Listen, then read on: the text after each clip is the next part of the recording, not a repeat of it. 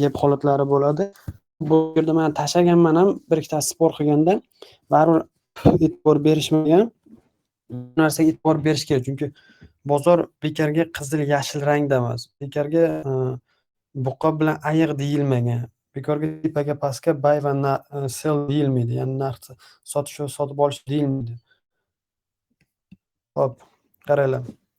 Formula qanaqa bo'ladi? Любой joyda sizlar katta time framedan kichkina time framega o'tib kelganinglarda bozor impulsdan korreksiya holatiga o'tib kelaveradi. Kichkina time framedan katta time framega o'tsanglar, korreksiya holatlarida, ya'ni millionlab korreksiya holatida bitta impuls holatiga keladi. Общий katta time frameda bo'lsa, bitta sham holatida bo'ladi. Ya'ni bitta shamni maksimum minimum holatida bozordagi hamma impulslar bo'ladi, korreksiya holatlari bo'ladi. O'sha narsa bozorda kalendar holatida, vaqt holatida yozib qo'yilgan bo'ladi. O'sha narsani men qisman tushuntirib ketaman, bitta formula bilan tushuntirib ketaman. Lekin bu formula yanvarda chiqadigan, erta yanvarda chiqadigan strategiyani formulasi emas. Bu narsani aytib qo'yaman erta. Masalan, lichka yozib boshqa so'rab o'tmasliklaring uchun. Chunki formulasiga ko'pchilik qiziqadi, u formulasi kodda, strategiya formulasi juda ham katta bo'lgani uchun uni Excelga to'g'rilab просто Excelda vaqt olmaslik uchun, tez-tez hisoblash uchun chiqarilgan narsa. Mana ko'rasizlar, bugungi bozor, mana buni realniy vaqt bilan ishlab turibdi. Narx hamma narsani ko'rsatyapti. Sana ham bosh hech nimani o'chirmaganman, ofitsialni turibdi. Xo'p, yana bitta narsani aytib qo'yay, gapni boshlashdan oldin. Любой formulani ishlatsalar baribir aylanib bozorda dinamikaga borib taqalib qolaveradi. Hozir men bu formulani tushuntirganim bilan ertaga ko'pchilik ishlatishi mumkin, ishlata olmasligi ham mumkin. Buni ishlatish holatda ishlamaslik sababi bilan ishlash sababi ham baribir strategiyaga borib taqalib qoladi. Lekin hozir faqat strategiya deyapti, ertaga ham kanallarda ham boshqa joyda faqat strategiyasini gapiryapti deb ertaga gap ham qilganlar bor. Men bu narsani hozir efirda aytib qo'yaman, galosini tashlamaganman. Strategiyani tiqishtirib deyapti, lekin bu narsa bo'yicha hali ishlaydiganlarni men O'zbekistonda ko'rmadim. Qaranglar, magnitni olaman.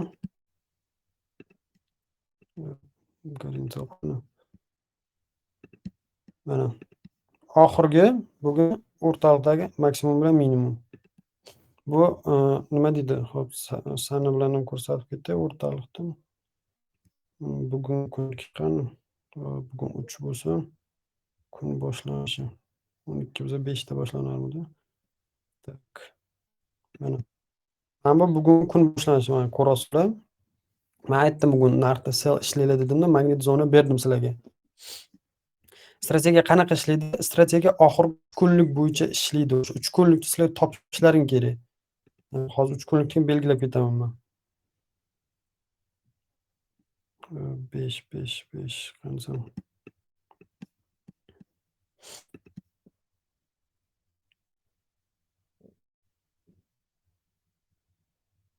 Mana. Mana bu juma kuni, dushanba kuni va seshanba kuni botdi. Time frame holatda ko'radigan bo'lsalar, time frame 1 soatlik time framegacha bu narsa ideal ishlaydi.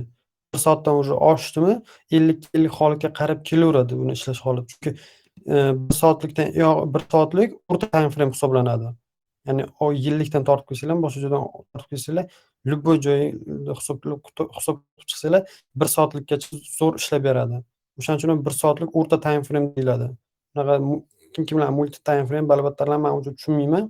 Shuning uchun men o'zim tilimda gapiryapman. Hozir sal oddiyroq soddalashtirib aytyapman. Hop, ko'rasizlar, 3 ta kun o'rtadagi 2-kun davomida.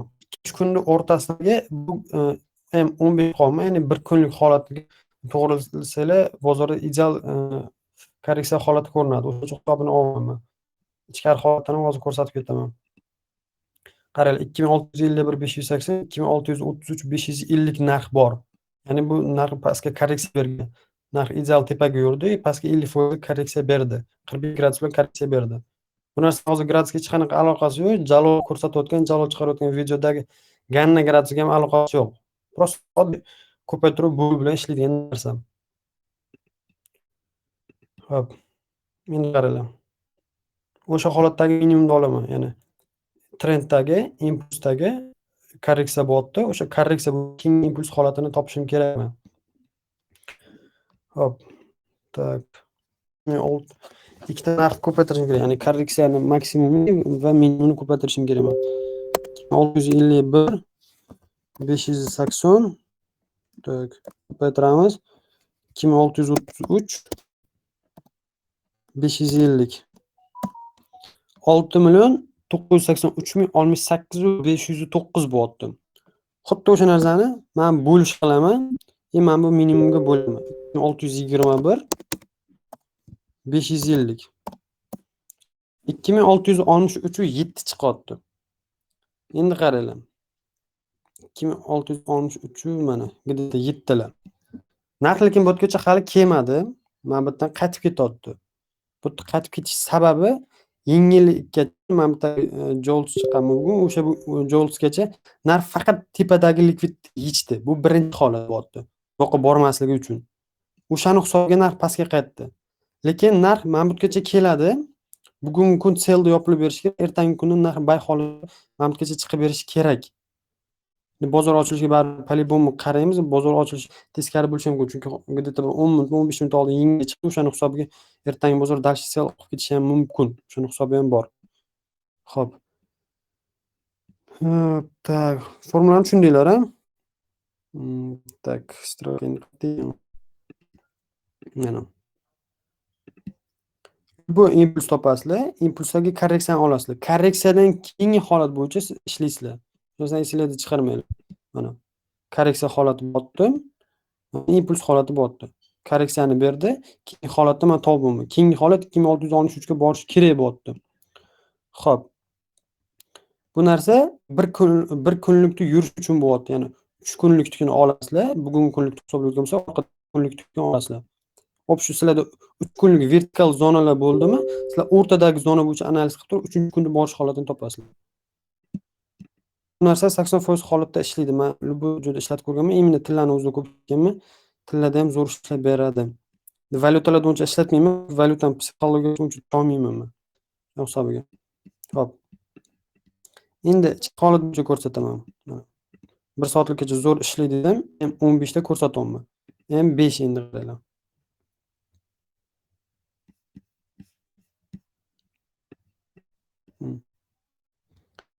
Bozor 2 kundan beri rangedan reversalga o'tdi. Hozir umumiy hisobda konsolidatsiyaga o'tish kerak. O'sha konsolidatsiya bitta pastga bugungi holatda sell berib, ertangi holatdan bay yurish kerak. O'shanda где-то 2 haftalik o'rtasini oladigan bo'lsa, 1 hafta shakllanadi. Ya'ni 2 hafta bozor yurishi bo'yicha 5 kundan 10 kun bo'ladigan bo'lsa, 10 kunni 7 kunni общий 1 hafta bo'ladi.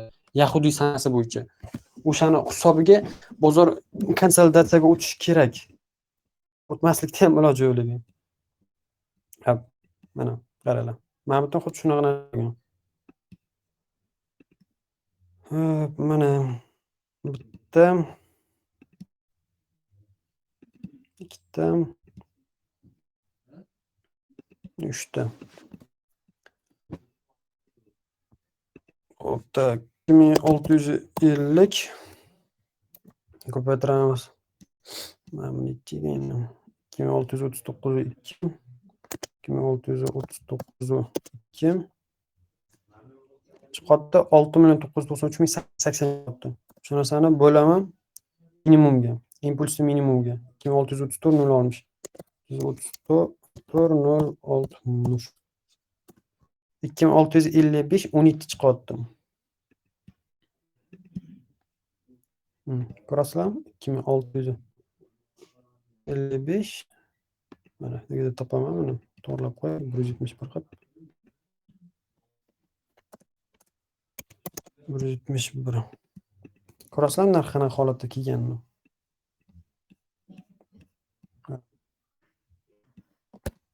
Bu narsani ichidan yana topsanglar ham bo'ladi uni.